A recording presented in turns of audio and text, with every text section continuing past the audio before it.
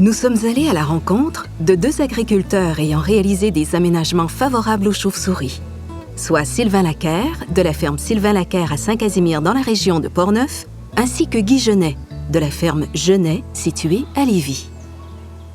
Ils nous ont décrit les bénéfices que ces aménagements apportent sur leur exploitation et les avantages de protéger la biodiversité en milieu agricole. Nos aménagements diversifiés ont contribué à attirer les chauves-souris.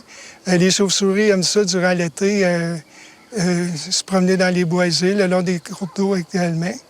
L'hiver, c'est ceux qui vont dans les mines à 20 km de chez nous. Mais il ne faut pas oublier que durant l'été, ils circulent beaucoup, ces petits animaux-là.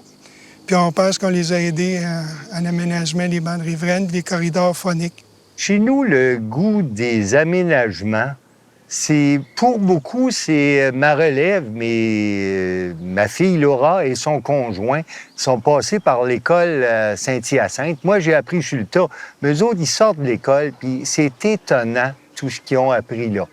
Et moi, je suis ouvert à tout, alors je les ai permis, j'ai dit « Go, je suis en arrière de vous autres ». Alors, on a fait des haies brise-vent, des dortoirs à chauves-souris. Alors, tout ce qui est écologiquement rentable pour nous, on a dit, on y va. Dans les bandes riveraines et les brise-vents, de nombreuses plaies ont été plantées, une très grande variété d'arbres, autant des conifères que des bois mous, des épinettes, des malaises, des pins. Sur une rangée, ce sont des arbustes, du sureau et du lilas, et sur l'autre rangée, à 2,50 m à côté, il y a des chênes, des mélèzes, des érables. Des arbustes de toutes sortes, des bois mous comme des noyers, des frênes, des chênes.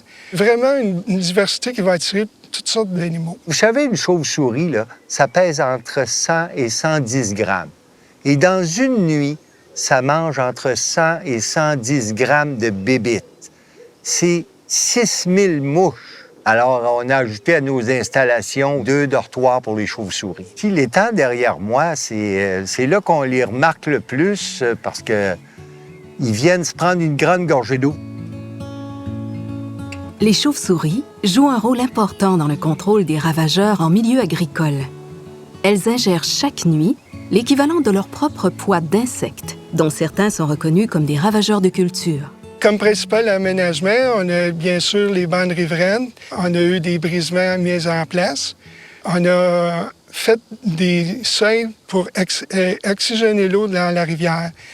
En plantant des arbres, ça fait beaucoup d'ombre dans l'eau. L'eau est devenue beaucoup plus limpide et fraîche. Je me souviens que les hirondelles et les chauves-souris chassaient beaucoup de mouches qui nuisaient aux animaux. On a trouvé que c'était une bonne idée d'essayer de remettre ça en place puis les aider à être de plus en plus nombreux et nous travailler avec nous autres. On reçoit entre 10 et 12 000 enfants annuellement. C'est un plaisir pour moi de les recevoir puis de leur montrer tout ce qu'on peut faire. Hey, parler à des enfants de chauves-souris, ça pogne en tabarouette. Je vous dis, là, tout le monde aime ça. Ça pique leur curiosité. Rendus chez eux, ils vont sur Internet, puis ils continuent de fouiller. Ça fait des enfants curieux, mais il faut dire que notre population ici est scolarisée et conscientisée à l'environnement. Alors, on a grandi avec eux, on leur donne ce qu'ils demandent. On est content de nos aménagements. C'est incroyable, on se le dit tous les jours.